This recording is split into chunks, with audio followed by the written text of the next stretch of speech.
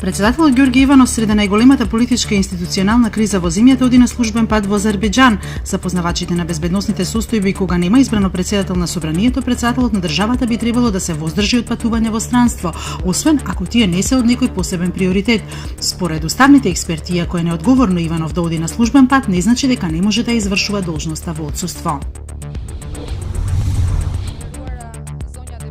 СДСМ ја осуди провокативната реторика во изјава на пратеничката од албанскиот парламент Месила Дода, која рече дека Македонија не постои, е стара албанска покрајна и се вика Илирида.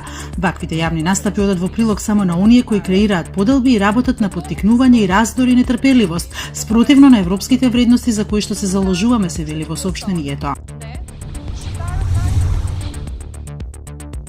Турскиот председател Реджеп Тајип Ердоган ја обвини Холандија за масакрот во Сребреница во 1995-та.